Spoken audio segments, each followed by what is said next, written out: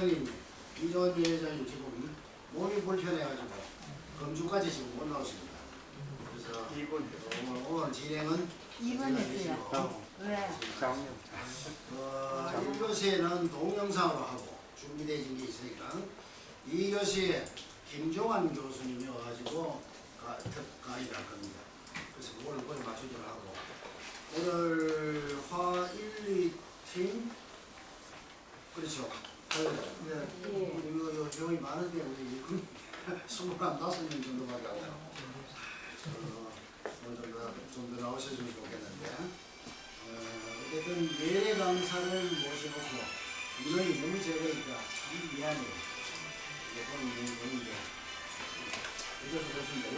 요일에 따라가지고 내일 같은 경우 목요팀이 목 1팀에 인원이 몇 안 되고 목 2팀에는 인원은 많은데 아직도 활동하는 사람들이 많아요. 그래 봉사활동이나 무슨 유급 활동을 하는 사람들이 많아가지고 내일 또 인원이 적어요. 목요일이 되고 하면은 걱정스러운데 오늘 조금 인원이 나왔으면 좋을 것 같은 그런 기분이 드는데 그러니까 지금 오늘은 어디 뭐더라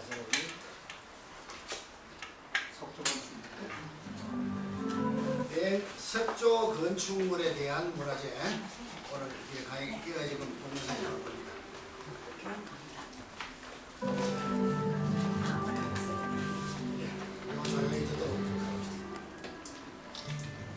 전통 건축의 이해, 석조 건축의 이해.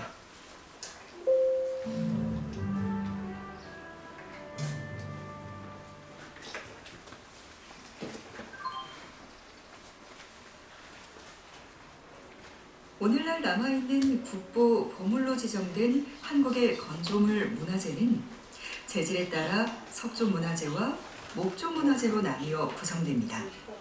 그 중에서도 석조 문화재가 가장 높은 비율을 차지합니다.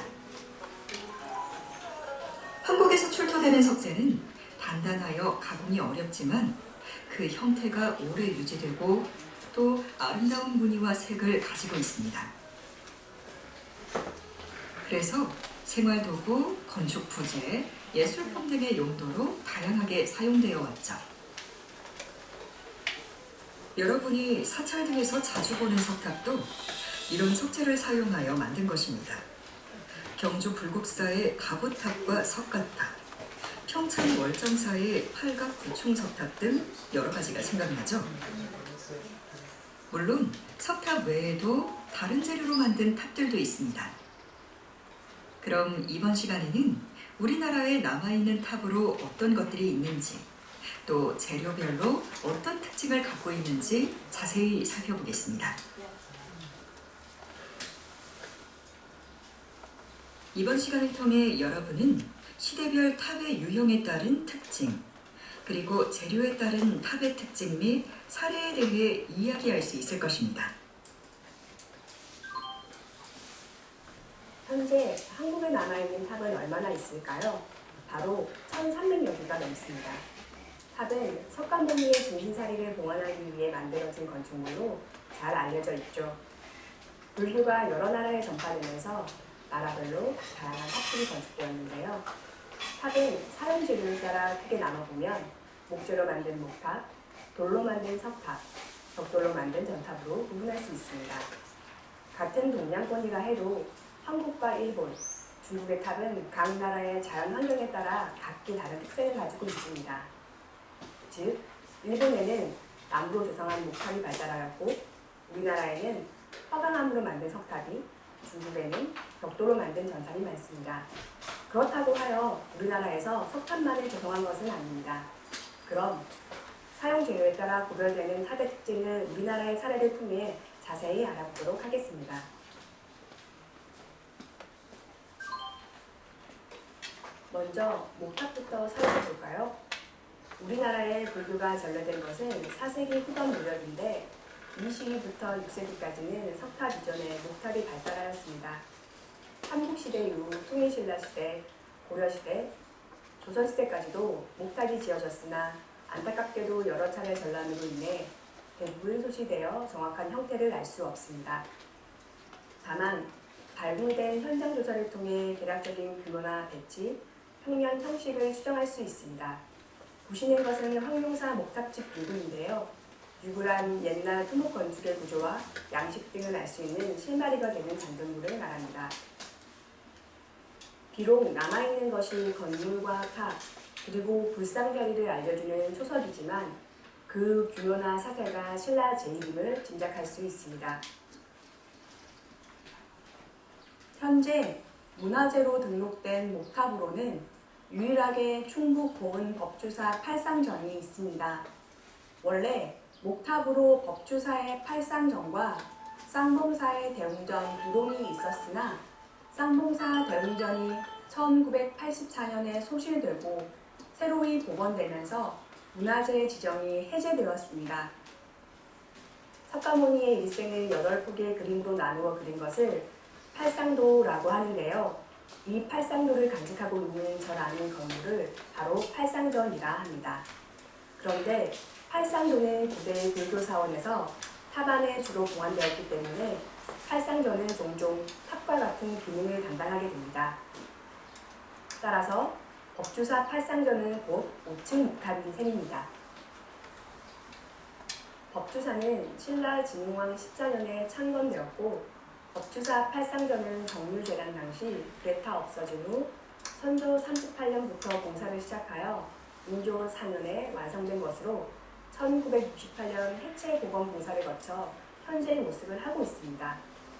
전체적인 형태는 정사각형의 돌로 만든 기단부 위에 목조로 5층 탑신물을 쌓고 가장 위쪽에는 철제로 만든 상륜물을 두고 있습니다. 팔상전은 우리나라의 탑 가운데 가장 높은 건축물일 뿐만 아니라 하나뿐인 목탑이라는 점에서 매우 소중한 문화재입니다. 이렇게 한국에서 목탑이 한 기만 남아있게 된 이유가 무엇일까요? 이것은 화재에 약한 목재의 특징 때문입니다. 따라서 전란이 많았던 우리나라에 목탑이 거의 남아있지 않은 것은 어떻게 보면 당연한 현상으로 받아들여집니다. 한국에서는 가장 많이 볼 수 있는 탑은 바로 석탑입니다. 석탑은 석재를 재료로 하여 만든 탑을 말하며 전란 속에서도 살아남아 지금까지 전해지고 있습니다. 이는 화재에 취약한 목탑의 불리함에 비하여 석탑이 갖는 여러 가지 장점 때문인데요. 우리나라엔 질 좋은 황화황이 많고 일찍부터 돌을 다루는 기술이 발달한 것 또한 목탑보다 석탑이 많은 이유가 되겠죠. 그럼 주요 시대별 석탑의 특징을 구체적으로 살펴보겠습니다.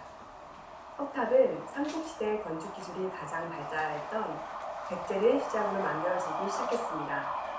현재까지 보존되고 있는 국보 제11호인 미륵사지 석탑은 백제 말기인 무왕대 건립된 탑으로서 현재 우리나라에 남아있는 가장 오래된 탑인 동시에 가장 큰 규모의 탑으로 유명합니다.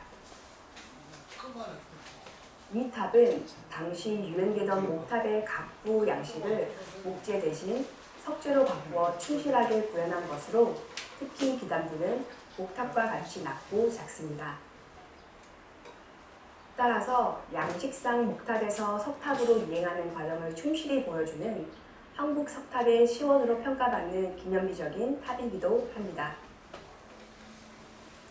백제에서 석탑을 목탑과 비슷하게 만들었다면 신라에서는 전탑을 모방하여 석탑을 만들었습니다. 이를 모전석탑이라고 합니다. 중국의 전탑을 모방하여 석재를 벽돌 모양으로 다듬어 쌓은 모전석탑은 미륵사지 석탑과 다른 특징을 보여줍니다. 대표적으로 경주 분황사 모전석탑이 있습니다. 분황사 모전석탑은 회흑색 안산암을 벽돌 모양으로 다듬어 쌓은 석탑으로 자연석을 고르게 쌓은 널찍한 단층 기단은 전탑 기단의 일반적인 형식을 취하고 있습니다. 탑신은 거대한 1층 몸돌에 비해 2층부터는 현저하게 줄어드는 모습을 보이고 있는데 원래 9층이었다는 기록이 있으나 지금은 3층만 남아 있습니다. 삼국 통일 후에는 백제와 신라의 탑 양식이 합쳐져 한국 석탑의 독특한 모습을 이루게 됩니다. 가면사지 3층 석탑과 고선사지 3층 석탑, 불국사 3층 석탑, 즉 석가탑은 한국 석탑의 특징이 잘 드러난 대표적인 석탑들입니다. 그 중에서도 석가탑은 목조탑화 형식을 답습하였던 신라 초기의 석탑에서 발전하여 완전한 신라식 석탑의 전형을 확립하였습니다. 이후 건립되는 우리나라 석탑들은 대부분 이 석가탑을 모범으로 삼아 건립되었습니다. 이 외에도 8세기 이후에 평면 구선이나 인명 구선이 신라 때의 전형적인 석탑 양식과 다른 특수한 석탑이 나타납니다. 이를 이형석탑이라고 합니다. 이러한 석탑의 대표적인 사례로 허엄사 사사자 3층 석탑, 불국사 다루탑 등이 있습니다. 특히 불국사 다루탑은 이중기단의 3층에 탑신을 지닌 신라의 전형 석탑과 전혀 다른 형태를 지니고 있습니다. 기단은 방형 평면을 기본으로 사방에 계단을 두어 전체적인 평면이 아자 모양을 하고 있습니다. 계단에는 본래 난간이 가설되어 있었던 것으로 보이며 계단 윗부분 갑석 모서리에는 4마리의 사자가 배치되어 있었으나 현재는 1마리만 남아 있습니다. 불국사 다루탑은 탑의 형태를 독창적 예술로 승화시킨 점에서 이를 지닌다고 할 수 있습니다.